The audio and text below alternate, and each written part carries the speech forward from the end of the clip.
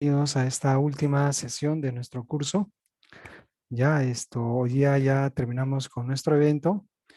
Vamos a continuar entonces con lo que hemos estado ya avanzando. Muy bien, ayer nos hemos quedado en esta lámina. Entonces estamos en el caso de la determinación de los saldos de balance, ¿no? Ayer hemos ya comenzado a explicar este procedimiento y bueno, pues hemos señalado de que interesa determinar adecuadamente los saldos de balance, ello con la finalidad de que se plasme adecuadamente los saldos tanto financieros como presupuestales. A ver, acá tengo mensajes. Ya. Hola, hola, ¿cómo están a todos? Listo. ¿No? Bienvenidos, bienvenidos todos. Ya. Eh, ya voy a minimizar esto, voy a minimizar los saludos. Ya. Y ahora sí. Y ahora sí comenzamos acá. Listo. Entonces, acá les decía ayer el IGB. En el tema del IGB debemos tener en cuenta lo siguiente. Por ejemplo, la tasa actual del IGB es de 18%, esa es la tasa que manejamos actualmente en el país. Sin embargo, por ejemplo, imagínense que una entidad, imagínense que una entidad realizó una venta se me ocurre una venta de agregados, ¿ya? Una venta de agregados. Hemos vendido la suma de 1.000 soles, ¿ya? Ese es el ejemplo. Hemos hecho una venta por 1.000 soles y eh, parte del IGB más el IGB sería 1.000 soles por 18%, sería 180 soles. Al final hemos cobrado 1.180, ¿no es cierto? Repito el ejemplo, 1.000 soles por venta de agregados más el IGB, 18%. Entonces, al final hemos cobrado 1.180, ¿no? Ese es el monto que hemos cobrado. Mi pregunta para el salón es esta. ¿Cuáles son sus ingresos reales? ¿Los 1.000 soles o los 1.180? Esa es la pregunta que se las hago a ustedes. Ya respecto al IGB, ¿cuánto es nuestro ingreso real? A ver qué dicen los comentarios. Ninguno todavía. Nuevamente el ejemplo. Hoy día hemos vendido agregados por la suma de 1.000 soles, pero como esta venta está afecta al impuesto a las ventas, entonces se ha agravado con el 18%, que es parte del IGB, ¿no? El 18%. Al final hemos cobrado 1.180. Pregunta para el salón. Al final, ¿cuál es el ingreso que nos corresponde? Ajá. Claro, correcto, Marlene, 1.000 soles, así es, ¿no? Así es. Entonces, eso es justamente justamente lo que debemos trabajar. Cada vez que generamos ingresos que están afectos al impuesto, debemos tener en cuenta, ¿cómo se llama? Este concepto, ya que el IGB no es parte de nuestros ingresos, ¿no? El IGB no es parte de nuestros ingresos. Entonces, como tal, pues no debería formar parte de los ingresos. ¿Qué pasa cuando una entidad sí lo ha considerado como ingreso? Entonces, al momento que determina sus saldos finales, seguramente se va a enfrentar a una serie de errores, ¿no? Va a ser un saldo inexistente, un saldo que no corresponde. Por ese motivo es que debemos separar claramente qué son los ingresos reales y el impuesto a las ventas no se considera. Para este caso no se considera. Así es, Marlene, claro, no somos unos intermediarios, de manera que ese impuesto va a favor de la SUNAT. Podría pagarse a la SUNAT a menos que tengas crédito fiscal, el cual podrías utilizarlo al momento de pagar tus impuestos. Muy bien. Ahora, otro tema. ¿Qué pasa, por ejemplo, con las devoluciones de ingresos? Eh, ¿Cómo es esto? A ver, ya les había mencionado ayer, en años anteriores hemos recibido ingresos, ¿no? Por ejemplo, hemos cobrado por impuesto predial o por muchos otros conceptos, pero resulta que hemos cobrado en exceso. Entonces la persona nos pide que ahora se devuelva, ¿no? Nos pide que se devuelva. ¿Deberíamos proceder con la devolución? ¿O simplemente le decimos, oye, señor Piña, en el Estado no se devuelve absolutamente nada, ¿no? Bueno, lo cierto es que,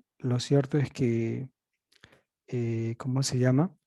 Si por A o B hemos hecho un cobro en exceso y la persona viene y reclama su derecho de devolución, está en toda su razón y hay que devolverle, hay que proceder con esa devolución.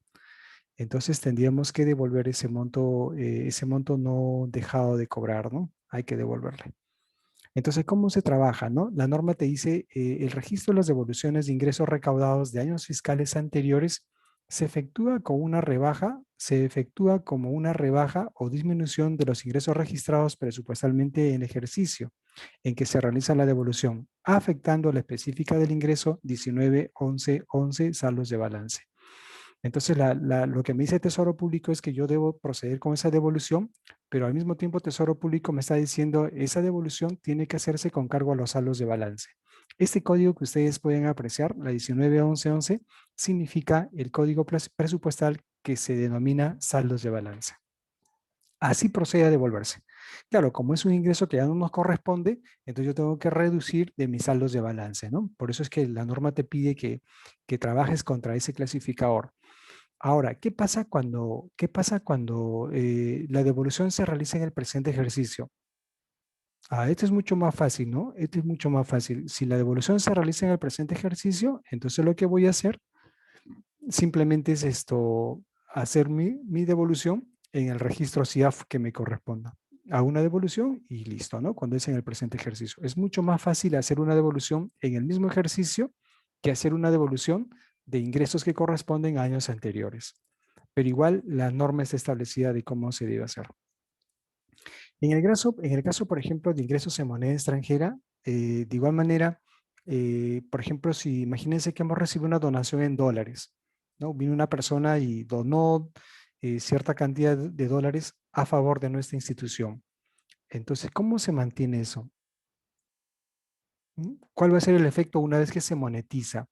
Cuando me refiero al término monetizar, significa pues vender esos dólares a cambio de soles, ¿no? La norma te dice lo siguiente: los ingresos que tú recibes, ¿no? En moneda extranjera se registran contable y presupuestalmente. Eso significa que son tus ingresos porque justamente es una donación. Si es una donación, son tuyos. Acá no tenemos que pensar, oye, ¿serán nuestros ingresos? No, no, no. Se acepta con una resolución en la cual por ejemplo, en la resolución tiene que establecerse la entidad donante o la persona donante, el monto y la finalidad. No, no vaya a ser que al final haya donado $10,000 y solamente digan, no, nos han donado solo $1,000. Entonces tiene que establecerse el monto y tiene que aceptarse con una resolución.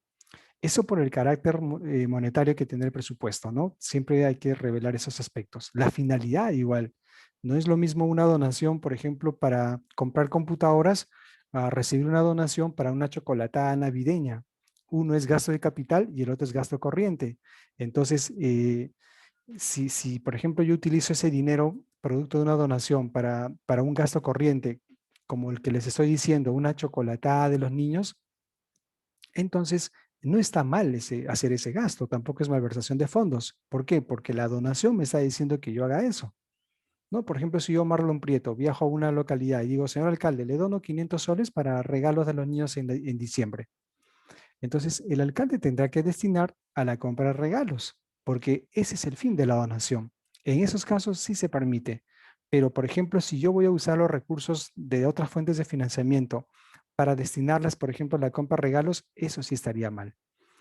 Bueno, ¿qué más dice? En la correspondiente específica de ingresos, tomando como referencia el tipo de cambio vigente a la fecha de su percepción. Claro.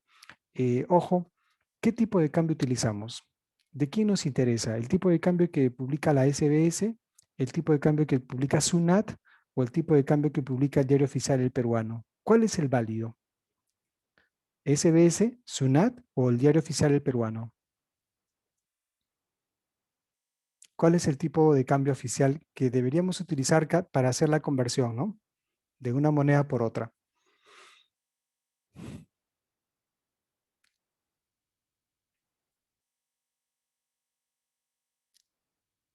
A ver qué dicen.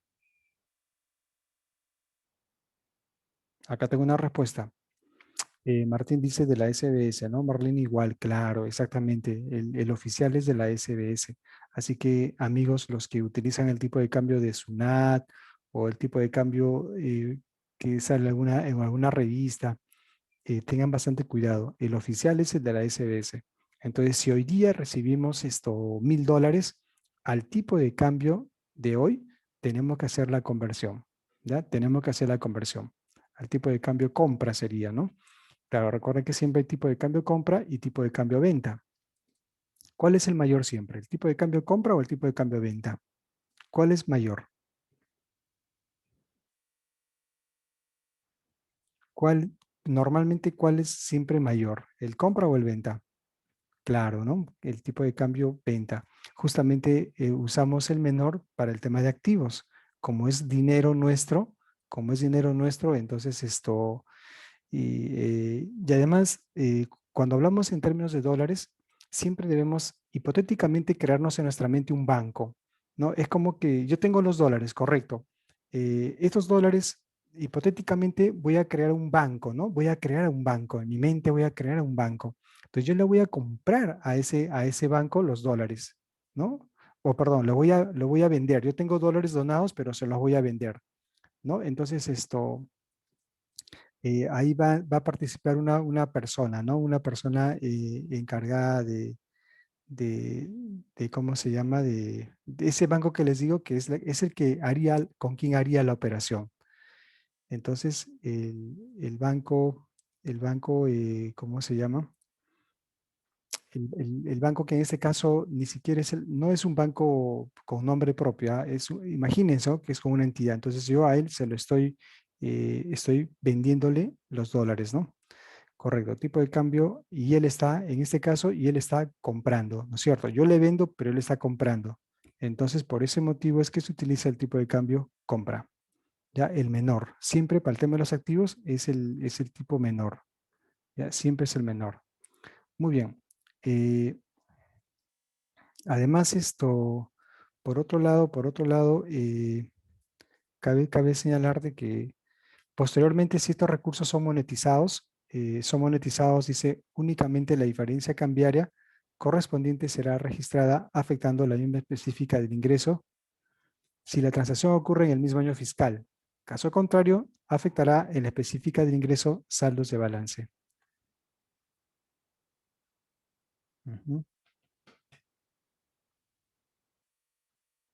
Ya, listo. Entonces, vamos avanzando sobre otros temas. De igual manera, así como hemos procedido a devolver ingresos, esta es la inversa, ¿no? Imagínense que el año pasado hemos realizado un gasto y hemos hecho un gasto en exceso. Entonces, lo que está pasando es ahora nos están devolviendo parte de ese pago que hemos hecho en exceso. La norma te dice, cuando eso ocurra, tienes que utilizar lo siguiente.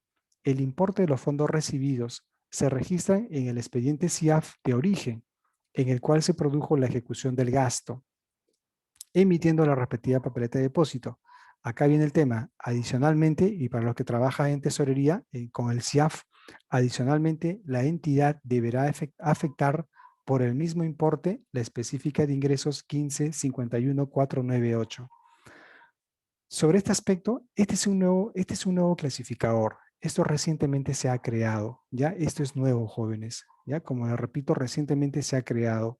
¿Qué tiene que ver este clasificador? A ver, este clasificador justamente es para aquellos devoluciones que provienen de años anteriores. Entonces yo tengo que reflejarlo como un ingreso. Este clasificador, este código que ustedes ven, es un código presupuestal. Justamente cumple esa finalidad. A veces no lo hacen, entonces hay que hacerlo para que los saldos queden ok. ¿Ya? Muy bien. Vamos avanzando. La siguiente, registro de gastos ahora. ¿Qué más tiene la norma con respecto al... Marlene y Armas, ¿cuál es la consulta para la caja chica? ¿Cómo así? A ver, no entiendo. Para la caja chica, Marlene y Armas, ¿qué quisiste decir cuando te referías a la caja chica? Devolución de saldos. Eh, ya. Yo me estaba refiriendo en general a aquellos gastos que como entidad se realizan, ¿no? Distintos a la caja chica, distintos a la caja chica. Por ejemplo, un pago a un proveedor, pago, sí, a proveedores de bienes y servicios, en la cuales se le ha pagado en exceso y estas personas lo que están haciendo es devolvernos. Me refería a ese caso en particular, no específicamente a la caja chica. Sin embargo, en el tema de la caja chica, lo que sí te puedo aconsejar es de que cualquier devolución que se pueda realizar con cargo a este fondo, de preferencia se realice dentro del mismo ejercicio fiscal. Ya, es más, ¿no? Habíamos mencionado que en la última caja chica tú pides tu reembolso. Se supone que ya cerraste tu caja, digamos, el 29 de diciembre. Por favor, nadie más gaste. Ya, si alguien gasta, ya el próximo año se les va a ver la forma de cómo se les devuelve. Pero el 29 de diciembre cerramos todo esto, o el 30, ¿no?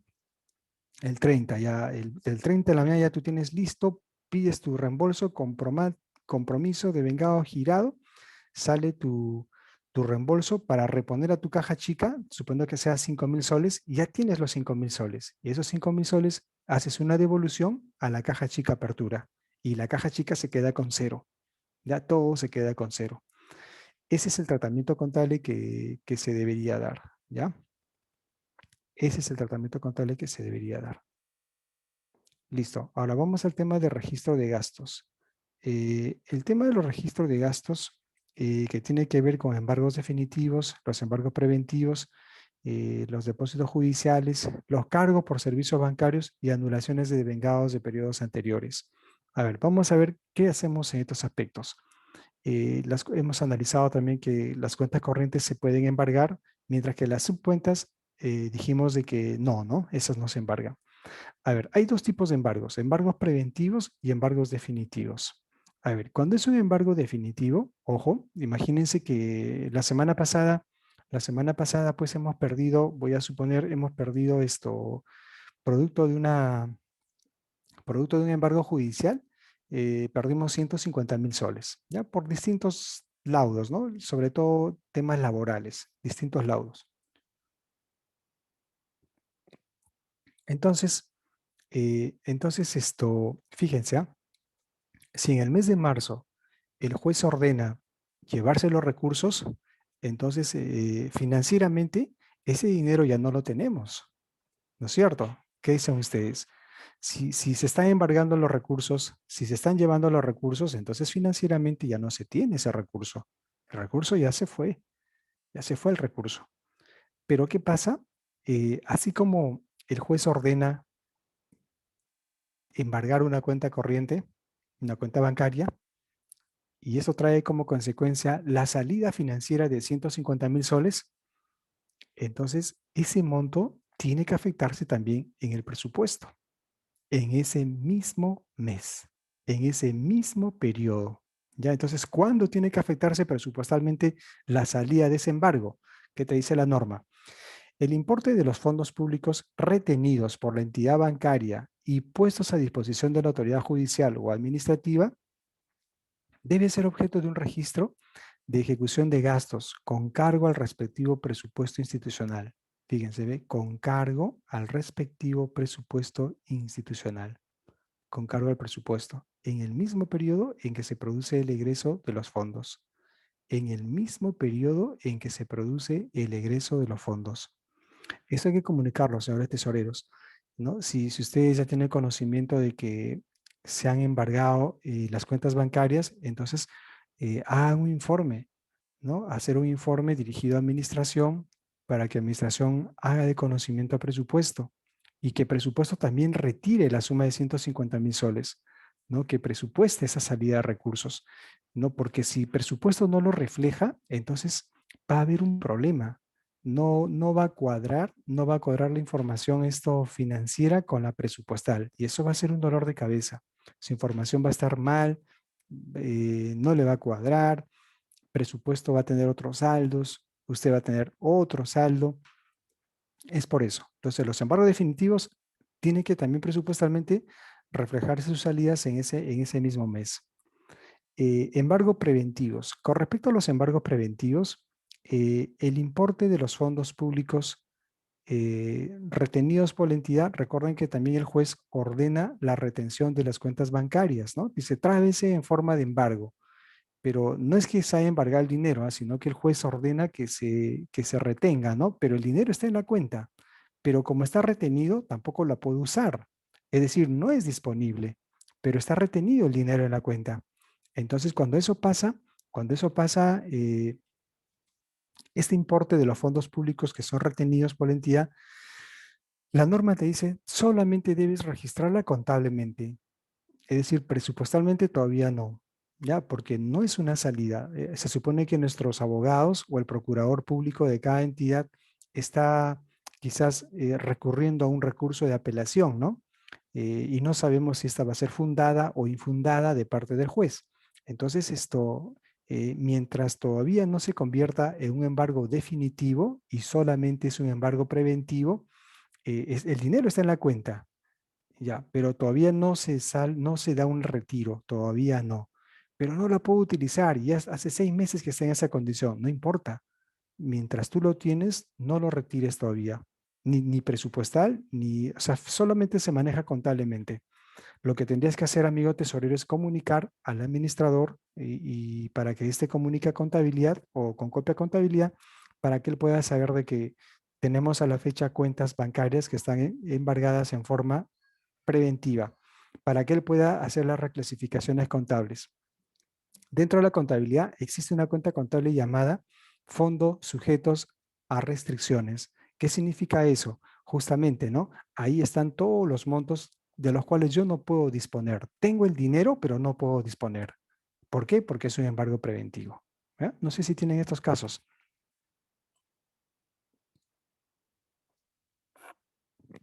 No sé si tienen esos casos, pero ahí lo estamos explicando, ¿ya? Igual yo quedo atento a las preguntas. En el caso de los depósitos judiciales o similares, cuando el depósito judicial sea devuelto por la autoridad judicial o administrativa, la entidad debe efectuar la recuperación de los fondos y registrar el importe allá. Por ejemplo, en algunos casos los jueces piden como una garantía, ¿no? Dicen, a ver, señor, traiga una garantía para un fin, para un juicio, ¿no? O por ejemplo, el OCE también hace esto, ¿no? El organismo supervisor, cuando un proveedor quiere apelar, ¿no? Una decisión, pagan el 3%, ¿no? Es como una garantía para que siga todo el recurso ese del juicio, ¿no? Y tiene un año para poder presentar su juicio, pero si no, ya lo pierde. Es una garantía. Entonces, eh, cuando esa garantía se devuelve, ya pues no, si el OCE lo devuelve al empresario, no son sus ingresos. Entonces, en el caso de los depósitos judiciales, en algunos casos el juez devuelve, ¿no? Por ejemplo, hemos ganado el juicio, ya, entonces nos devuelven. Y ahí hacemos la devolución financiera contable nada más. Los servicios bancarios. ¿Qué cosa es un servicio bancario? ¿Por qué está conformado un servicio bancario? ¿Tienen alguna idea sobre los servicios bancarios? ¿De qué está conformado? ¿Qué cosas son los servicios bancarios? A ver, ¿alguna participación de parte de ustedes, queridos amigos?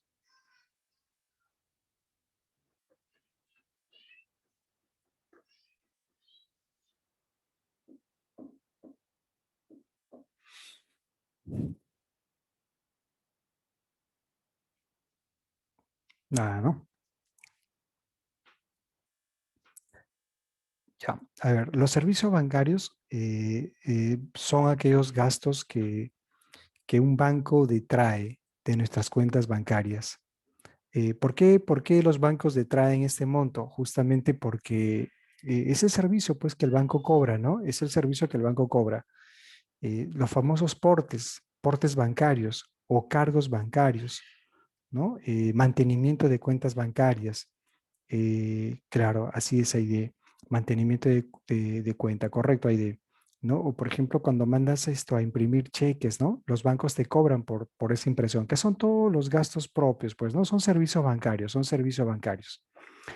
Entonces, o portes, ¿no? Portes le dicen por qué, porque lo que pasa es que el banco, como el banco se encarga pues de pagar a tus proveedores, tú giras cheques y el banco atiende los cheques, o sea, el banco está prestando un servicio, ¿no? Te está ayudando a pagar a tus proveedores o a través de medios electrónicos, lo que fuera, pero el banco te está ayudando a pagar. Entonces, esos son portes, por ejemplo, que al final, ¿no? Un porte, ¿qué significa portes? Portes es traslado, ¿no? Movimiento, claro, ese es el traslado del portes. Entonces ese es el porte financiero, que en el fondo son pues servicios bancarios. Ya, ahora, normalmente una consulta, ¿cuánto cobra un banco? Ustedes que están más al tanto con esto. Exacto, Corlatpi, ¿no? Así es. Corlatpi dice, son los estados bancarios o llamados también extractos bancarios, extractos de cuentas bancarias. Correcto.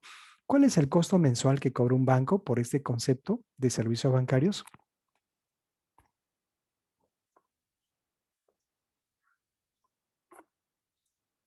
¿Cuál es el costo? ¿Cuál es el costo aproximadamente que cobra el banco por todo esto? 10 soles, 20, 70, 100, 90. ¿Ustedes cuánto pagan en sus cuentas bancarias? Un promedio, ¿no? No necesito saber con exactitud, pero por lo menos un monto aproximado, un aprox por ahí. A ver, ¿qué dicen ustedes? ¿Cuánto más o menos se paga? Un promedio, ¿cuánto se paga?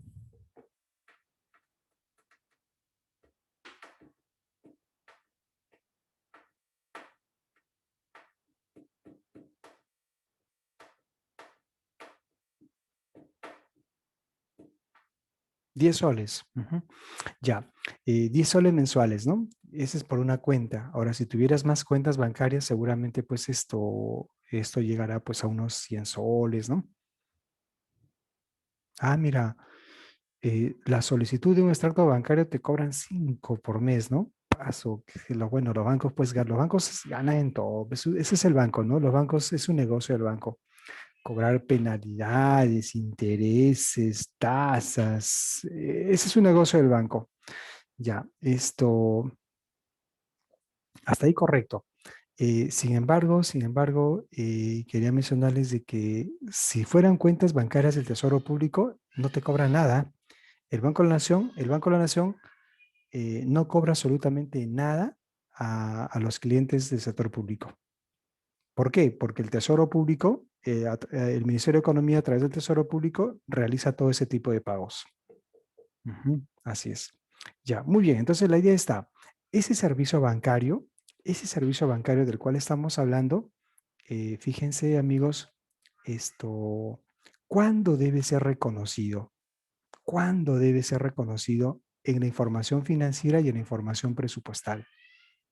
El banco ya te cobró, enero ya te cobró, febrero ya te cobró, marzo está por cobrarte, la otra semana que termina el mes, el banco está por cobrarte, ¿no es cierto?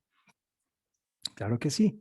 Entonces, si es así, amigos, entonces me queda la interrogante de que miren, por ejemplo, ¿cómo se llama esto? Eh, si el banco ya te cobra, fíjense, ¿ah? No sé si los tesoreros están registrando en su libro bancos ese gasto bancario. ¿Qué va a pasar si no registran ese gasto bancario? El banco, como digo, ya te cobró. El banco ya te cobró eso hace tiempo. Pero si tú no lo has registrado, entonces vas a tener una expectativa como que si tuvieras dinero, ¿no? Vas a tener la expectativa como si tuvieras dinero, cuando realmente no lo tienes. Porque el banco ya cobró, ¿no? Cobró lo que te correspondía. Entonces, amigos, ahí hay todo un tema. Ahí hay todo un tema. ¿De acuerdo? Hay que registrar. ¿Cuándo? ¿No? ¿Cuándo se registra? Y la norma que te dice, en el mismo periodo en que se produce la afectación de fondos. En el mismo periodo en que se produce la afectación de fondos. Así que si enero ya el banco nos ha cobrado, en enero debimos haber registrado los servicios bancarios. Lo de febrero igual. Marzo, bueno, recién viene. Hay que registrar eso porque el no hacerlo créeme que es bien complicado, ¿no? Sí, se registra en la genérica 23, 26, 21, ¿no? Acá se los escribo. Genérica de gasto 23, 26, 21. Ahí va. Eso presupuestalmente, ese es el código presupuestal. Ahí se registra ese gasto. Pero hay que hacerlo. Yo no sé si les he comentado, pero hay muchas entidades que me dicen que no lo registran, no lo registran. Ayer, hoy en la mañana, ayer fue, me llamó igual una alumna, ¿no? De otro curso, me decía, ¿cómo hago? En mi entidad no han hecho conciliaciones bancarias. Es más, me dice, yo no sé hacer conciliaciones bancarias. Y eres tesorera, ¿no? Sí. ¿Cómo hago? Me dice, caramba, matricúlate pues en el Corlan Piura, le dije, ¿no? En el siguiente curso para hacer una conciliación bancaria, pero esa es una labor, esa es una labor que corresponde a cada tesorero. La conciliación bancaria no es una operación contable. La conciliación bancaria es un trabajo propio del área de tesorería en el sector público. En el sector privado quizás lo haga contabilidad, no sé, pero eso es otra cosa. Pero en el sector público, las conciliaciones bancarias tienen nombre y eso es tesorería. Ahora igual, ¿no? Ustedes saben que en los gastos públicos hay varias etapas. ¿Alguien sabe cómo se llaman las etapas del gasto público? ¿Alguien me puede decir cómo se denominan las etapas del gasto público? A ver, 30 segundos, lo pueden escribir. ¿Cómo se llaman las etapas del gasto público? ¿Cómo se llaman las etapas del gasto público? Ajá, las fases. Correcto, Giovanna, las fases. Ujú. Parece que Marlene ya se adelantó, ¿no? Marlene me parece que se adelantó. Te faltó una, Marlene, ¿ah? Antes del compromiso hay una. Son 4 etapas. En el CIAF administrativo se hacen 3, ¿no? Pero son 4. Ah, correcto, Liliana. Muy bien, ¿no? La certificación presupuestal, el compromiso, el devengado y el girado. Muy bien, ya, correcto. Eh, ¿Qué es el devengado? Así para apoyar a sus compañeros. Muy bien, Liliana. Ahora sí, ahora sí, ahora sí. Certificación de crédito presupuestal, el compromiso, el devengado y el pago, ¿no? Legalmente es el pago. Lo que pasa es que en el CIAF se hace una fase llamado girado, pero legalmente se le conoce como el pagado. Muy bien, una consulta. ¿Qué es el devengado? ¿Qué es el devengado? ¿Quién me dice qué viene a ser el concepto de devengado? A ver, ¿quién se luce en la clase? ¿Quién me dice qué es el devengado? Ujú. Muy bien, Giovanna. Veo que tienes conceptos muy claros. El devengado significa asumir el compromiso de pago, correcto, ¿no? Exacto. El devengado es el reconocimiento del gasto público. El devengado es una obligación de pago, o como tú dices, ¿no? Es el compromiso de pago. Así es. Excelente, Lilian, Corlati, excelente. Entonces, se supone que todos los devengados, máximo, ¿hasta cuándo se realizan? ¿Hasta qué día del año se puede devengar? Reconocer una deuda, correcto. Así es, Pilar. Muy bien. Ojo con lo que dice Giovanna Guevara Núñez. Todos los devengados máximo se deben registrar hasta el 31 de diciembre. O sea que si usted va el día 1 de enero, ¿no? Es más, es feriado, ¿no? Pero usted es un buen trabajador y le encanta el trabajo. Va el 1 de enero a su municipalidad o a la entidad pública a trabajar. Ya no puede devengar, ya no se puede, porque ya se acabó, ¿no? Como lo han dicho sus compañeras, Liliana, Corlatpi, Giovanna, ¿no? Todos esto, ya se acabó el periodo, así que máximo tenía plazo para devengar. Pero una cosita, también tengo la obligación de pagar todo el 31 de diciembre. ¿Qué dicen los tesoreros? Así como devengo al 31 de diciembre, ¿tengo la obligación también de pagar? Si no pago, ¿me quitan el presupuesto?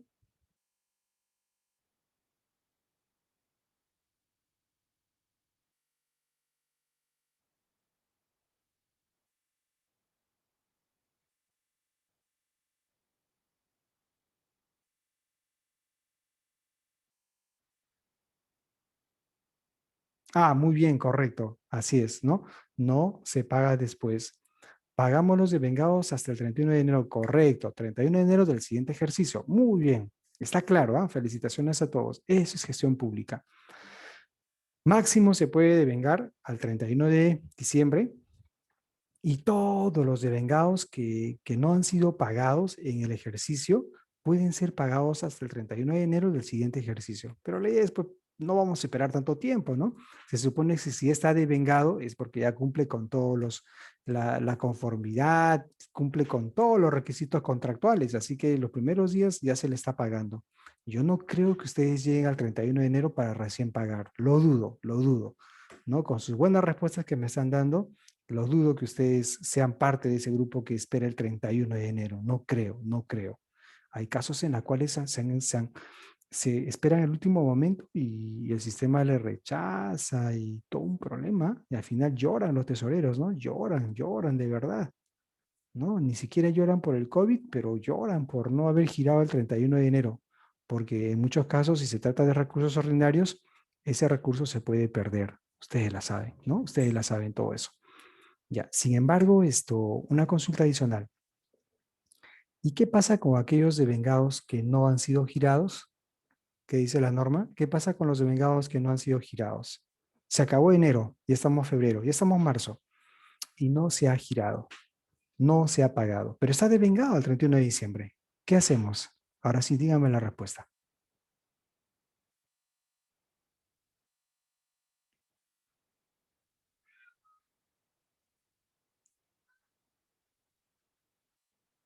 ¿Qué hacemos con los devengados?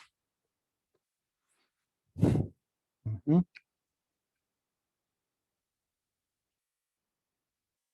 Reconocimiento de deuda, correcto. ¿Qué más?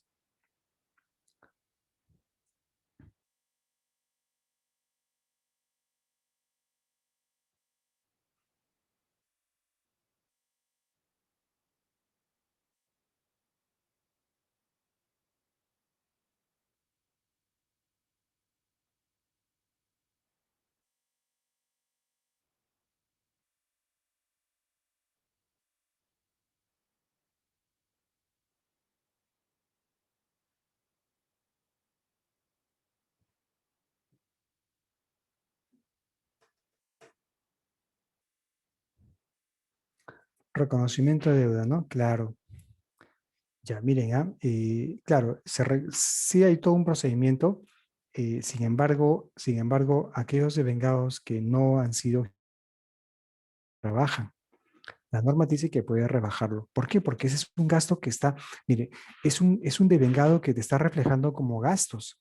Realmente no es un gasto, porque ya no puedes pagarlo, ¿no? Es un devengado medio raro.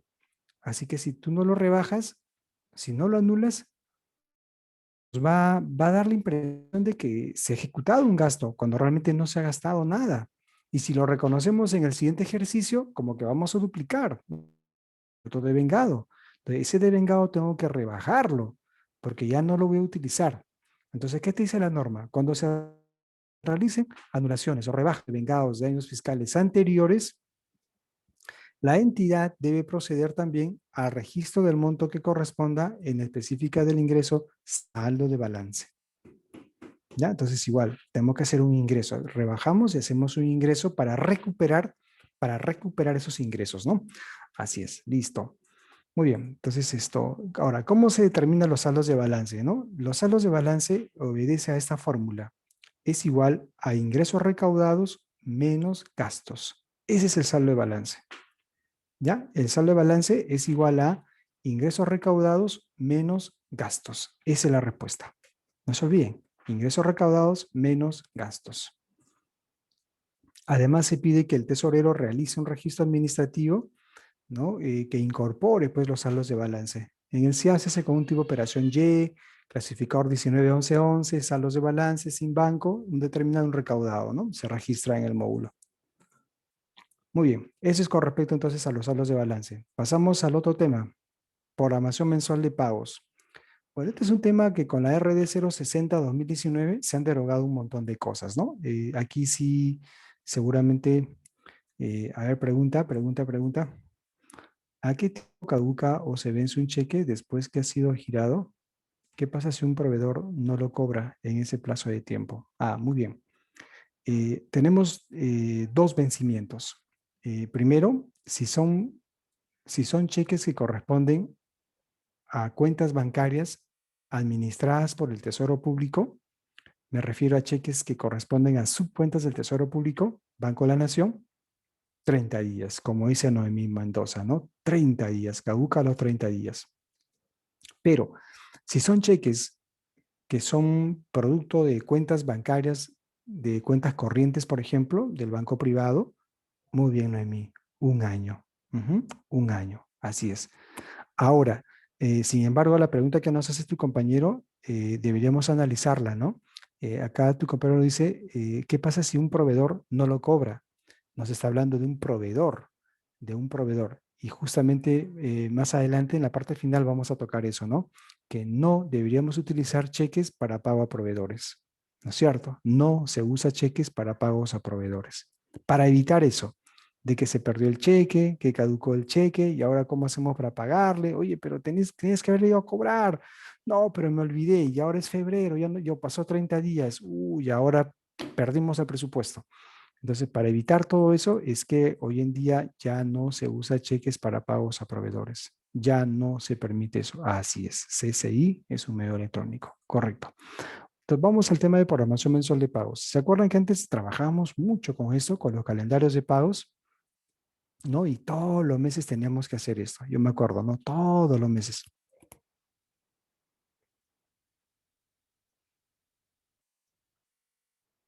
Ya.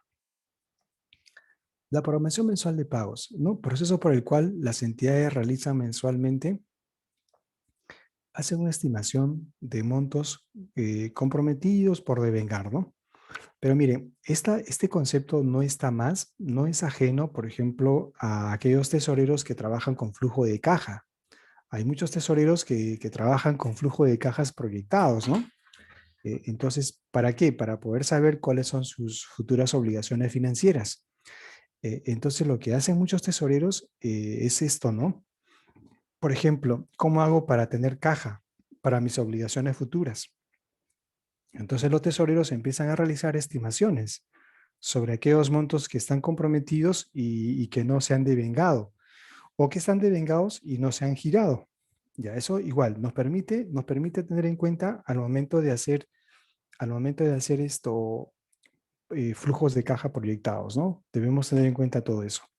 Sin embargo, el tema de calendario de pagos te pide que hagas esto, pero ahora ya no se calendariza, pues, ¿no? Antes sí hacíamos esta programación, mensualmente el tesorero tenía que programar y si no programaba en el mes siguiente, eh, s- eh, si se había olvidado, ¿no? Tenía que devengar como requisito para pedir ampliación de calendario y era todo un tema. Entonces, a razón de esto es de que ahora solamente se programan ciertos aspectos, ¿no? ¿Qué vamos a ver? Programación mensual de pagos, ¿no? Cuando se trata de fondos distintos a los canalizados a través de la cuenta única del Tesoro Público, la programación se efectuará sobre la base efectiva de la disponibilidad de ingresos o, de ser el caso, a las proyecciones de su cuantía. Ya, eso sí, todo es como un flujo de caja. Ya, el tesorero presenta al director de administración hasta el 25 del mes anterior, ¿no? O el día siguiente hábil, cuando dicho día sea sábado, domingo o feriado, bajo responsabilidad del tesorero, quien haga sus veces de la entidad. Tiene que hacer su programación de pagos. ¿Pero para qué? ¿Para qué? Viene acá adelante. El administrador efectúa el seguimiento de la ejecución del gasto. Eso también es importante, ¿eh? Los administradores efectúan el seguimiento de la ejecución del gasto. Eh, Acá les he puesto, por ejemplo, en el caso de la programación, ¿no? ¿Qué se debe tener en cuenta? Por ejemplo, para las remuneraciones, debes tener en cuenta tu cronograma anual mensualizado. Para el pago de planillas, ten en cuenta tu cronograma de SUNAT. Para retenciones a favor de otros y terceros, documentos suscritos por el trabajador, resoluciones judiciales, entre otros. Para bienes y servicios, ¿qué debes tener en cuenta? La conformidad para hacer el pago. Para servicios públicos, fechas fijadas en los correspondientes ciclos de emisión. Ujú. Servicios de la deuda, programa de vencimientos. Activos no financieros, ¿no? Los activos no financieros son los activos fijos o gastos de capital. Debes tener en cuenta el cronograma de ejecución conforme los respectivos contratos o convenios, ¿no? Otros gastos, fecha establecida. ¿Ya? Esto es lo que se debe tener en cuenta como marco conceptual, ¿ah? Nos ayuda mucho, ¿no? A través, ¿qué es lo que yo debo tener en cuenta? Ahora aquí está, ¿qué cosa es lo que se programa, ¿no? ¿Qué cosa se programa? Ahora solamente se programa esto. Cuando los recursos que comprenden el FONDES, ¿no? El FONDES, esto que es el FONDES para el norte peruano, causado por el niño costero, recursos por operaciones oficiales de crédito que provienen de la emisión interna de bonos, ¿no? Pero cuando el importe es mayor a 5 millones de soles, solamente en esos casos voy a hacer la programación mensual de pagos. Fíjense, para Fondes y para ROC, y siempre y cuando supere los 5 millones. Después, solamente de oficio, Tesoro Público aprueba es tu dinero, ¿no? O sea, si tú, ¿por qué tendrías que programar? O sea, es tu dinero, tú sabes cuándo pagas. Entonces, todo eso se ha eliminado. Eh, Justamente la programación mensual de pagos, acá está el correo donde se tiene que remitir el anexo hasta el día 25 del mes anterior. Se remite todo eso. La Dirección General del Tesoro Público autoriza la asignación financiera a través del CIAF-SP hasta el quinto día hábil de cada mes, sobre la base de la información actualizada del anexo. Si el monto autorizado por norma legal expresa es igual o menor a 5 millones, el Tesoro Público autoriza la asignación financiera sin requerir ningún anexo. Ya, eso es solo para Fondes y ROC, nada más. Listo, ese es calendario de pagos. Justamente acá pongo, ¿no? A partir de enero del 2020 quedó derogado esta resolución directoral 05-2011, donde sí hacíamos pues el calendario de pagos, ¿no? ¿Se acuerdan? Ese es un trabajo que hacía por el tesorero todos los meses. Teniendo su plata, ¿no? Era bien raro. Mira, es tu plata, pero el tesoro es tu dinero, pero el tesoro público te decía, tienes que programar, ¿ah? De esos 100 millones que tienes que decirme qué cosa vas a necesitar. Me parecía absurdo, de verdad. Y qué bueno que el tesoro público lo haya anulado eso, porque no tenía sentido, de verdad. El pobre tesorero a veces se olvidaba y no podía disponer de sus recursos, cuando eran sus recursos. Eso es lo más raro. Imagínense que tú tienes en el banco, tienes 10,000 soles y quieres destinar tu dinero para tus gastos personales, pero el banco te dice, no, señor Marlon, usted no puede gastar. ¿Por qué? Porque no me ha pedido programación. Oye, un momentito, es mi dinero. Entonces, Tesoro Público hacía eso.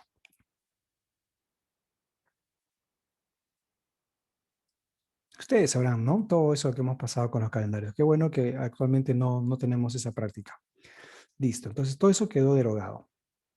Pasamos a nuestra última sección de clases, la orden de pago electrónica, ¿ya? Justamente para evitar ese tema de los cheques. Una consulta. En el Ministerio de Economía y Finanzas, mucho se pregona de que el cheque es corrupción. ¿Es cierto eso, jóvenes? Mucho se pregona eso, ¿no? Dicen, el cheque es corrupción. ¿Ustedes apoyan eso o refutan esa idea? Inclusive los organismos internacionales como el Fondo Monetario, el Banco Mundial, dice, pues no es una buena práctica mundial, no es una buena práctica mundial usar cheques para pagos a proveedores en el sector público, ¿no? Ellos lo utilizan como una práctica. Y es por eso que el Tesoro Público, pues esto, ¿cómo se llama? El Tesoro Público ha hecho toda una reforma, ¿no? En la forma como se viene pagando hoy en día a los trabajadores. Ya no es así, ¿no? Ya no es así como se venía trabajando hace muchos años. Listo. ¿Qué hacen ustedes? ¿Qué opinión tienen? ¿Consideran que el cheque es sinónimo de corrupción? ¿Usar cheques significa corrupción? Nadie opinó. Todo el salón se quedó en silencio total. Nadie quiere animarse a dar un punto de vista.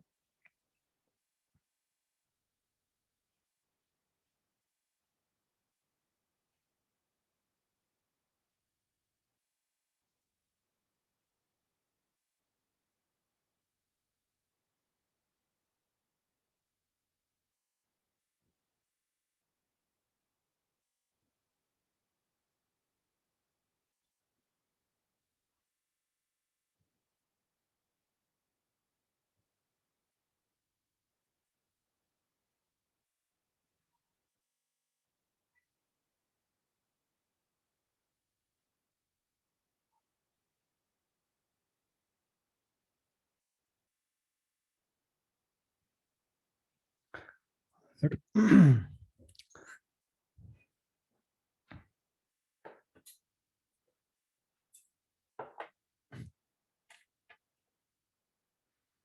A ver qué dicen acá las respuestas. Ujú. Sí, dice ID, correcto ID. ID dice que sí.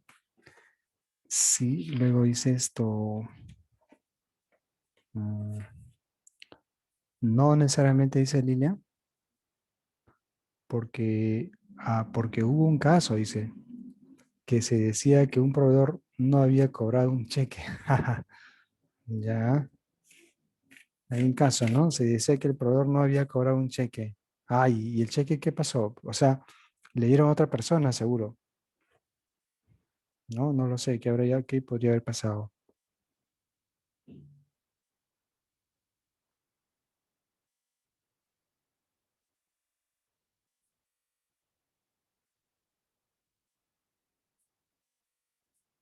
¿Qué podría haber pasado, no?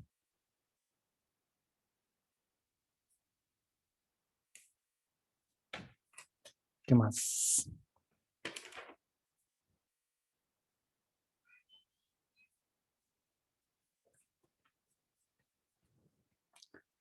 Sí, bueno, en verdad esto, sí, no necesariamente, claro, esto, sí, pues porque también va a depender mucho de un buen tesorero, ¿no? No creo que el tesorero pues esté prestando para una serie de cosas, sí, sí, lo cual es muy, muy, muy cuestionado, ¿no? Exacto. Sin embargo, esto,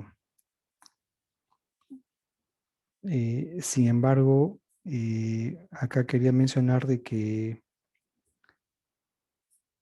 carambas esto, acá, a ver, ocurre lo siguiente, ¿no?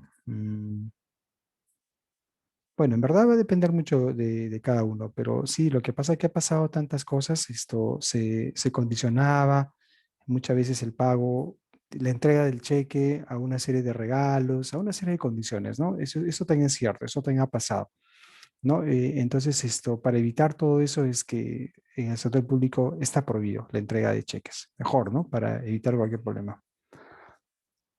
Vamos acá a la orden de pago electrónica. A partir del 16 de abril del año pasado, ya va a ser un año, las instituciones que realizan sus operaciones las instituciones que realizan sus operaciones deben realizarlo a través de la orden de pago electrónica. Ya utilizan el medio de pago, orden de pago electrónica. Y este solamente se maneja a través del Banco de la Nación, ¿no? O sea, es exclusivo del Estado ordenar al Banco de la Nación a hacer ese tipo de pagos, ¿no? Con cargo a todas las fuentes de financiamiento que son administradas y canalizadas a través del Tesoro Público. O sea, está RDR, está el Fondo Común, está el Canon, están todas las fuentes de financiamiento. De manera que acá, amigos, lo que sí debemos tener en cuenta es que esto, ese es el mecanismo. O sea, la norma es, me pagas o sí con una orden de pago electrónica. Esa es la norma. Esa es la instrucción. ¿Ya? ¿Qué más tenemos acá? Y justamente acá dice todo lo que tenemos que atender, ¿no? Todo lo que se tiene que atender con esta orden de pago electrónica. A ver, ¿qué dice? Por ejemplo, se atienden los siguientes conceptos. Ojo, viáticos. ¿Ya? Viáticos, pero hay una condición. Cuando no puede utilizarse la modalidad del abono en cuentas bancarias. O sea, yo podría utilizar un abono en cuenta bancaria, claro que sí, ¿no? Eso podría ser. Puedo depositar en la cuenta del tercero. Eh, el tema de los viáticos, el tema de los viáticos, esto, cuando no puede utilizarse la modalidad del abono en cuentas bancarias, sin embargo, o sea, sí está permitido el abono en cuentas bancarias, ¿no? Muchas veces te depositan a tu cuenta tus viáticos. Tome, y está en su cuenta, perfecto. Pero si eso no es una práctica, entonces te dicen, oye, entonces usa la orden de pago electrónica. ¿Qué es la orden de pago electrónica? Como su mismo nombre lo dice, tú a través del sistema, a través del CIAF, le das la orden al Banco de la Nación para que pague a una persona. ¿Y esa persona qué hace? ¿Cuál es el procedimiento? Va al banco, tiene que ir al banco, eso sí es una condición, ¿no? Tiene que ir al banco a cobrar la orden de pago. Es como cuando te devuelven tus impuestos de SUNAT por declaración de declaración de rentas y no vamos la SUNAT le ordena un orden de pago y vamos al banco y cobramos, ¿no? Cobramos nuestra devolución de impuestos. Algo así, muy parecido, pero tenemos que ir sí o sí a la ventanilla del Banco de la Nación. Pero eso también tiene una debilidad. Hay una provincia del Perú, a razón del COVID, todos los trabajadores del Banco de la Nación se han enfermado. Miren, todos los trabajadores del Banco de la Nación se han enfermado de COVID. Lo cierto es que nadie ha ido a trabajar. Una provincia alejada. Entonces, oye, ¿qué problema? ¿Y ahora cómo hacemos? Los viáticos, la caja chica, ¿no? Todo, los encargos. ¿Cómo hacemos ahora? Entonces, usamos cheques. Porque no se puede, pues, ¿no? Porque todo el mundo está con COVID y si yo quiero usar la orden de pago, tengo que ir al Banco de la Nación. Y acá, increíblemente, mucha gente se ha ingeniado, ¿ah? Mucha gente se ha ingeniado, ¿no? Han abierto una especie de tipo, una tarjeta, ¿no? Es como una cuenta bancaria donde el cajero, por ejemplo, maneja una cuenta, una tarjeta, ¿no? Y con eso electrónicamente hace su reembolso a las personas que están gastando pasajes y todo. O sea, bien interesante, se la ha ingeniado. Y yo creo que a futuro esto es lo que va a ser Tesoro Público, ¿no? Va a comprar una especie de tarjetas de crédito, ¿no? En cada entidad para que gasten de ahí, en forma rápida, en forma rapidísima. Pero bueno, lo cierto es que actualmente venimos pagando con la orden de pago electrónica. Además que se paga las subvenciones a favor de personas naturales, ¿no? Autorizadas de acuerdo a ley en los casos que no sea posible efectuar el abono en cuenta. Subvenciones, en el caso de las universidades públicas, ¿no? Muchos jovencitos que ganan becas, tienen subvenciones, igual, con orden de pago electrónica. Devoluciones de montos a personas naturales por cobros en exceso, ¿no? Hemos cobrado a una persona 1.500, pero solo debimos haberle cobrado 500 y él pues pide su devolución. Hay que devolverle, hay que devolverle. Ahora, ¿cómo le devolvemos? Con una orden de pago electrónica. Cancelación de un servicio, ¿no? En especial, miren, cancelación de un servicio. Acá la norma como que no dice mucho. Cancelación de un servicio, pero ¿qué servicio? ¿Luz, agua, teléfono o un consultor? Porque eso es con CCI. O sea, este es un tema que no está muy claro, ¿no? O imagino que eran servicios, pero no regulados por la ley de contrataciones. Quizás podría ser. Pago de penales, ¿no? La habilitación y reposición de la caja chica, los encargos. Fíjense, todo eso es con orden de pago electrónica. ¿Ya? ¿Cuál es el procedimiento?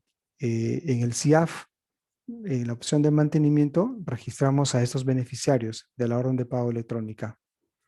Luego, en la fase girado, se utiliza el código 095, orden de pago electrónica. Este código se utiliza. Ese código viaja al banco. Y una vez que está aprobado, usted va al banco y cobra, pues.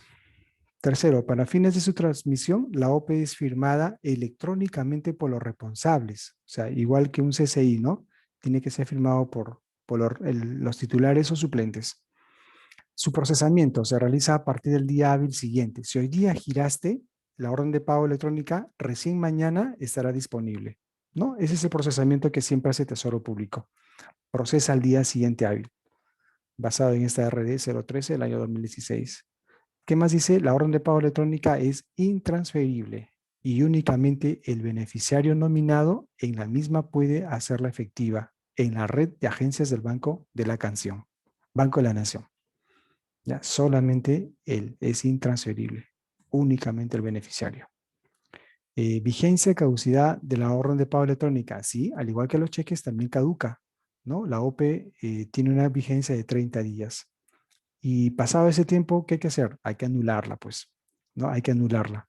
Vencida la vigencia, corresponde su anulación en el girado en el CIAF. ¿Y cuándo tengo que anularlo? Te da un plazo, dentro de los 3 días hábiles de producir su caducidad. Si ya caducó, hoy día caducó, tengo 3 días hábiles para anularlo.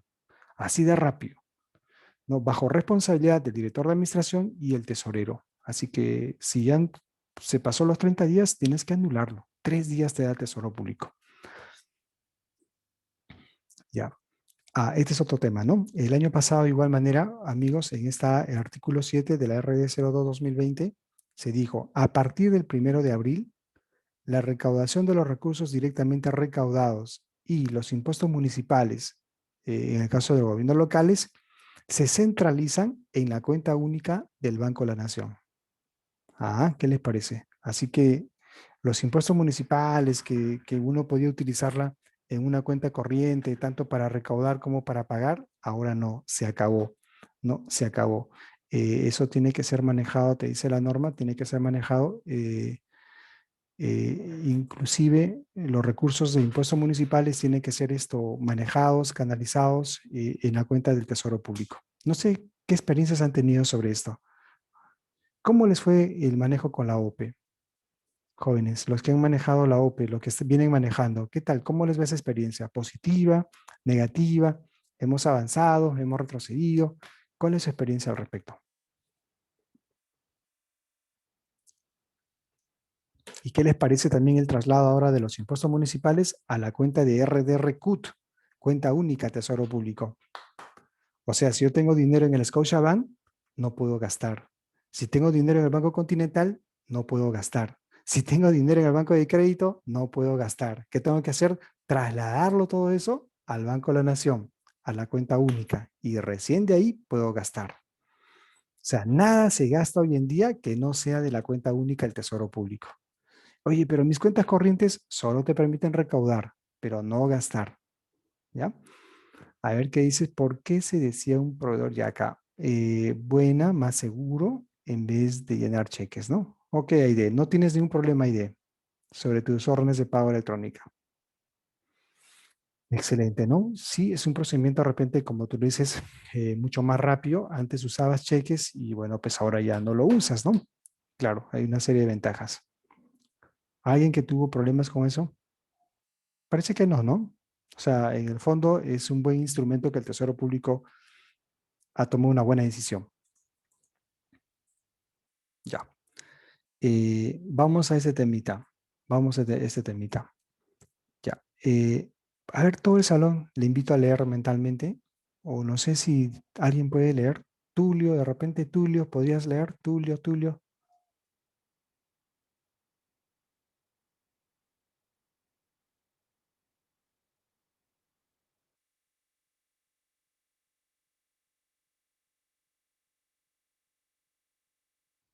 Elena, Elena, ¿quisieras leer?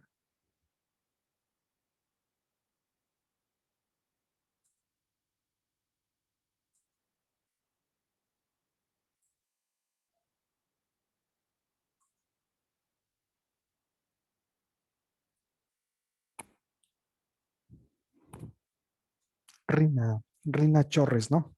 Rina, a ver, quién lee jóvenes?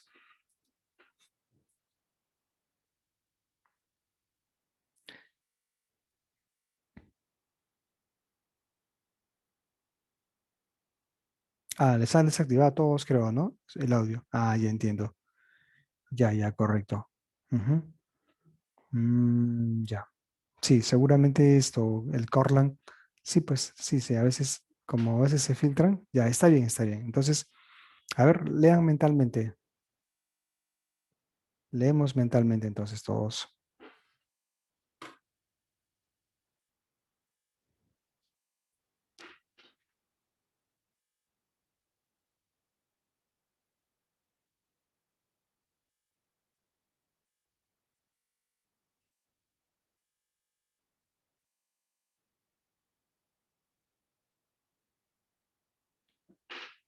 ¿Ya?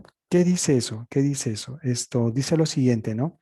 Dice lo siguiente, no está prohibido tener cuentas corrientes. Ojo, no está prohibido tener cuentas corrientes. Las puedes tener y las puedes tener para generar ingresos, ¿de acuerdo? Las puedes tener para generar ingresos, no está prohibido. Lo que sí está prohibido es pagar de una cuenta corriente. Eso sí está prohibido. Pero si yo voy a tener una cuenta corriente para recaudar ingresos, no está mal, ¿ya? No está mal, listo. Ese es el tema. ¿Qué más? Dicha recaudación, dice la norma, debe ser trasladada a la cuenta U. ¿Cuándo se debe trasladar? Fíjense, imagínense que hoy día hemos recaudado impuesto predial en el Banco de Crédito del Perú. ¿Ya? Hoy hemos recaudado dinero, hemos recaudado 80.000 soles. Entonces, ahora, ¿qué me dice la norma? Dos, dicha recaudación debe ser trasladada a la cuenta única del Tesoro. Trasládalo al Banco de la Nación. Usa un cheque, usa una carta orden, usa efectivo, pero traslada ese dinero. ¿Cuándo? ¿Cuándo? Y ahí está la respuesta. Inmediatamente después que se establezca su disponibilidad. ¿Qué significa eso? ¿Qué significa inmediatamente después que se establezca su disponibilidad? ¿Qué dicen mis estimados amigos? ¿Qué significará eso? Inmediatamente después que se establezca su disponibilidad.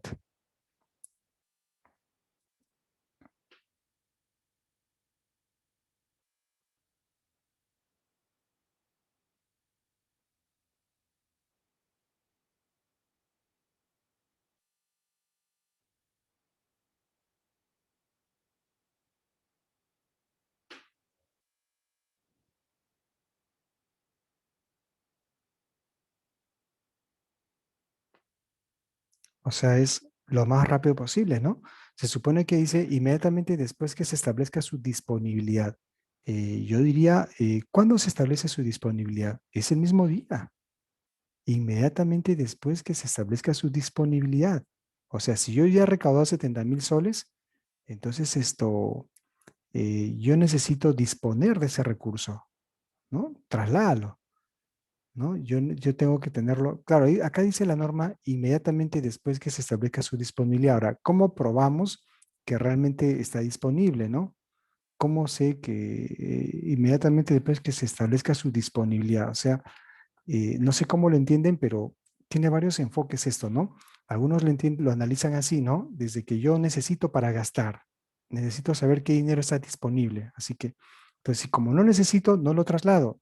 No, la idea no es esa. ¿No? El espíritu y la ley va en el sentido de que una vez que tú tienes ok el dinero, te aseguras que ese dinero es tuyo, disponible, trasládalo, ¿no? Trasládalo a la cuenta única. O sea, esto es pronto, ¿ah? Esto es rápido, ¿no? Para la ejecución del gasto público. Y independientemente de que se requiera o no atender pagos, ahí está clarísimo, ¿ve? Independientemente de que se requiera o no atender pagos. O sea, nada tiene que ver con los pagos, ¿ya? Sino que te dice, si ya se establece su disposición, llévalo al banco. O sea, yo lo veo por el lado legal. No será que es un ingreso mal cobrado, no será que hemos ejecutado una garantía. Entonces esto, si es así, no está disponible, ¿no? Pero si ese dinero ya es disponible para nosotros, oye, llévalo al Banco de la Nación. Por eso te dice, independientemente de que se requiera o no atender algún pago.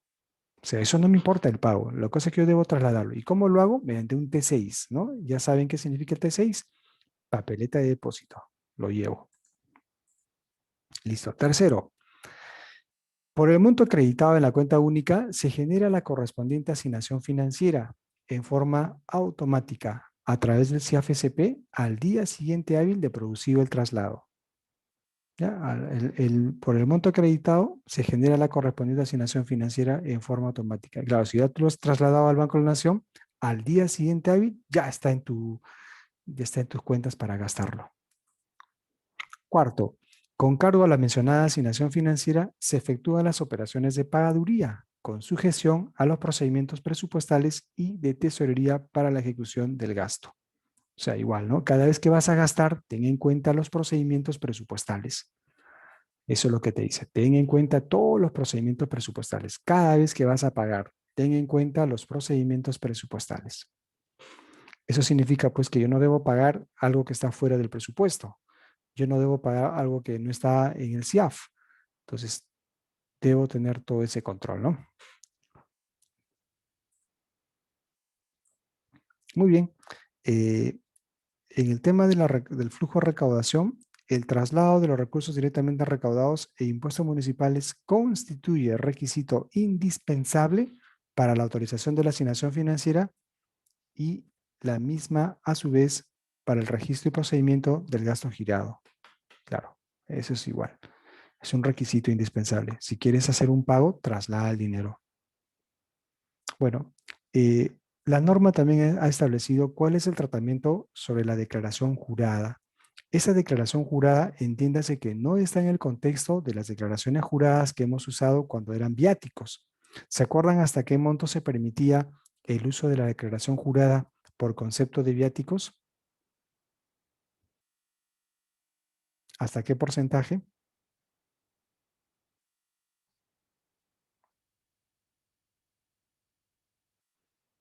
30%, ¿no? Ujú, muy bien, así es Marlene y Lilian, 30%. O sea, yo puedo utilizar, yo podría utilizar hasta el 30% para poder para poder, ¿cómo se llama? Pagar, usar la declaración jurada en viáticos, ¿ah? Ojo. Sin embargo, también hay una declaración jurada para caja chica. También hay una declaración jurada para encargos y otros conceptos.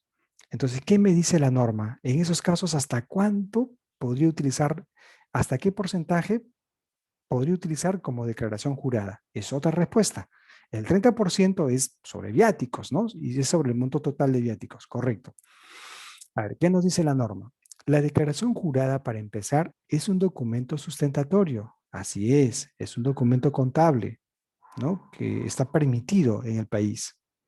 ¿Y para qué se utiliza? Eh, es aplicable para la rendición de cuentas. Se aplica pues para rendir cuentas tales como, concepto tales como la caja chica, ¿no? Hice gastos que donde no fue posible adquirir un comprobante de pago. Taxi, sé, ¿no? Un alimento por ahí. Entonces esto fue imposible tener un comprobante de pago. En ese sentido hemos utilizado este documento sustentatorio para la caja chica. Igual para los encargos, ¿no? Eso también hemos visto un capítulo sobre los encargos. Ahora, en ese sentido, punto 2. En los casos de viáticos por comisiones de servicio se rigen por las mismas normas de viáticos. Eso ya les he explicado también en días previos sobre la declaración jurada de los viáticos. Y acá está. La declaración jurada se utiliza de manera excepcional cuando se trate de casos, lugares o conceptos por los cuales no sea posible tener comprobantes de pago reconocidos y emitidos de conformidad con lo establecido por la SUNAT. Eso tenga que tener en cuenta. Cuarto, el director de administración o el funcionario que a sus veces determina de manera expresa los casos, o sea, en qué casos se va a permitir declaración jurada, movilidad, refrigerios, en zonas urbanas, no sé, lugares o conceptos en los que se utilizará la declaración jurada como sustento del gasto. O sea, eso hay que normarlo. En cada entidad habría que normarlo, ¿no? ¿En qué casos se va a utilizar la declaración jurada? Y acá está la respuesta, 5. Acá la diapositiva sí fue, ya. El monto de la declaración jurada no debe exceder del 10% de la unidad impositiva tributaria. O sea que para este año sería 400, 440 soles. ¿Ya? 440 soles. ¿Ya? Hasta ese monto se permite el uso de declaraciones juradas. ¿De acuerdo? O sea, es fuerte, ¿no? 440 soles, pero seguramente hay casos pues, en los cuales no siempre es fácil obtener comprobantes de pago. Entonces, la norma te dice hasta el 10% de la UIT. Fíjense que es distinto, ¿ah? Una cosa es usarlos, la declaración jurada para los viáticos y otra es usar la declaración jurada para el resto de los gastos. ¿Ya? Listo, jóvenes. Entonces, eso es sobre la declaración jurada. Además, fíjense, esto yo creo que es una novedad fabulosa que el Tesoro Público ha dispuesto, es el uso de la carta de crédito, que me parece formidable. ¿Qué es la carta de crédito? A ver si me ayudan en estos minutos finales. ¿Qué es una carta de crédito? Si podrían ayudar, por favor.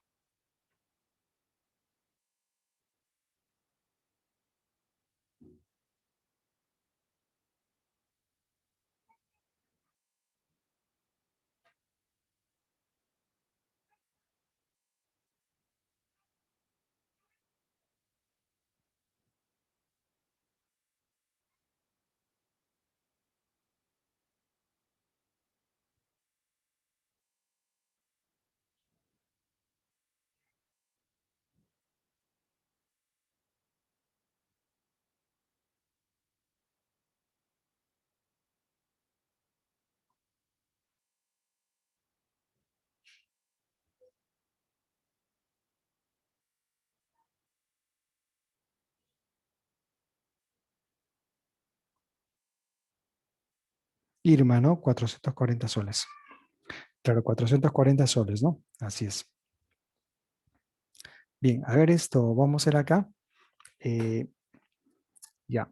La carta de crédito es un documento, quizás sea el documento más seguro. Es el documento más seguro donde no vamos a tener que arriesgar mucho los dineros de la entidad. ¿Ya? Es una forma es una forma de asegurar los recursos, es una forma de asegurar los recursos, como les digo, ¿no? Y esto, por ejemplo, se utiliza cuando vamos a, imagínense que vamos a comprar esto, mascarillas, ¿no? O digo esto, la vacuna a Rusia, y Rusia me pide que desembolse 1 millón de soles. Oye, mira, soy un tesorero, y si nos estafan, y si nos engañan, y si caemos en la trampa de ellos, entonces, a fin de evitar todos esos problemas, es que se crea este concepto del uso de la carta de crédito, justamente para garantizar de que no te fallen, ¿no? Y tú eliges un banco, tu proveedor también te va a elegir a su banco, al banco corresponsal. Entonces, el negocio es entre bancos. El banco le dice, oye, quiero comprar vacunas, de acuerdo, pero asegúrate de, tú le vas a pagar allá en Rusia, al banco ruso, y asegúrate de que todo esté ok. Si todo está ok, lo mandas la mercadería, muy bien, y tú pagas, ¿ah? Acá el banco peruano recibe la mercadería, se asegura que todo eso esté ok y reembolsa al banco y luego te las cobra a ti. Claro que te cobra comisiones, pero esa es una forma de cómo se protege los recursos públicos. Justamente dice, la carta de crédito constituye un crédito documentario que puede ser solicitado por las entidades ante el Banco de la Nación únicamente para fines de garantizar la pagaduría por operaciones de importación. ¿Se dan cuenta? O sea, ahora la norma te dice, ¿no? Sí, si vas a importar, esto recurre pues al Banco de la Nación para que te extienda ese documento. Ya, con respecto a la factura negociable, igual recuerden que la factura tiene una última copia, ¿no? Creo que es la cuarta copia, que es la factura negociable. Esta factura negociable no tiene efectos tributarios, más que tiene efectos comerciales, ¿no? Es más, por ejemplo, cuando usted como tesorero, ojo con esto, porque a veces, ¿qué pasa? Lo que hablábamos, ¿no? ¿Qué pasa si no se devengó y al cierre del año tenemos que rebajar, anular muchos devengados? Nótese que al anular devengados, usted va a tener que anular facturas, ¿no? Para que el proveedor nuevamente presente otra factura al año siguiente, porque no se le pagó en un ejercicio. Eso puede ser un gran problema. Entonces, la factura negociable te permite, fíjense, prácticamente una factura negociable al octavo día de su reconocimiento de parte de nosotros como entidad de recibir esa factura, adquiere el valor del título valor, ¿no? Que puede ser endosado tranquilamente. Entonces ahí yo lo puse esto a fin de que tengamos mucho cuidado al momento de tener en cuenta estas facturas, de que no es tan fácil decirle, oye, proveedor, cambia tu factura, o no te pagué este año porque en el CIAF pues no pude devengar. Así que tráeme una nueva factura. Tengan mucho cuidado. Esas facturas al octavo día tiene carácter de título valor. Y como les digo, puede ser negociable inclusive. El director general de Administración aprueba una directiva que establezca el procedimiento institucional para el pago oportuno de la factura negociable. ¿Se dan cuenta? O sea, ahí tiene que una directiva, ¿no? Explicando todo eso. Listo. Y finalmente, esta norma deroga todos estos aspectos respecto al uso de cheques, ¿no? Donde decía, se usará cheques para pagar a personal cuyo contrato sea menor a 4 meses, viáticos, etcétera, etcétera. Ya. Esta disposición complementaria deroga el artículo 13, ¿no? De la RD. Así es. Ya se deroga todo esto. Bien, amigos, entonces yo creo que con esto ya hemos llegado a la parte final de nuestro curso. Ya terminamos nuestro curso. Esto prácticamente ya pues, ¿no? Ya he terminado con la explicación de todo el curso. Bueno, mi agradecimiento a todos ustedes. Gracias por haber seguido todos los martes, los jueves, durante 8 sesiones. Para mí ha sido un gusto haberles servido. Y amigos, Dios mediante, hasta cualquier momento nos estaremos viendo. Listo. Chao, hasta cualquier momento. Giovanna, qué pena, ¿no? Ya, igual, no sé si pueden activar sus cámaras, ¿no? Para despedirnos. El último saludo ya, hoy es la grabación del curso. A ver, una despedida, por favor. Ok, Elena, gracias. Sí, seguramente que sí. El curso siguiente va a ser CIAF, me parece. Ujú. No sé si Joana está con nosotros ahora para las palabras finales o ya nos vamos. Una fotito, ¿no? Una foto para el recuerdo. A ver si activan sus cámaras para tomarles una foto acá. Ujú. Hola Elena, ¿cómo estás? Chévere, Elena, por fin te conozco, Elena Ruiz, muy bien. A ver, Giovanna, ¿no? Rina, Liliana, Tulio, Enrique, Katy. A ver, ¿no? Para un recuerdo, para un recuerdo. Hoy no quieren activar sus cámaras. Bueno, ya. Bueno, jóvenes, ¿ya? Elena, qué gusto conocerte, ¿ya? Bueno, hasta cualquier momento entonces. Listo, amigos. Cuídense mucho, un abrazo, a cuidarnos muchísimo en esta situación difícil que estamos pasando en todo el país, ¿ya? Giovanna, ahora sí, Giovanna, ¿eh? Ya te conocemos, Giovanna. Qué gusto. Hola, Giovanna, ¿cómo estás? Muy bien, chévere. Derby, Katia, ok, Derby, gracias también, ¿ya? Muchas gracias. Bien, jóvenes, un abrazo para todos, cuídense de verdad. Rina, hola Rina, ¿cómo estás? Qué gusto. Ya estoy conociendo a los alumnos, a las alumnas, ¿no? Del curso. Qué bueno, qué bueno. Gracias también por haber colaborado con sus participaciones. Ha sido muy fructífero para mí. Bien, chicos, entonces un abrazo y hasta Dios mediante nos vemos en cualquier momento. Adiós, chao, nos vemos.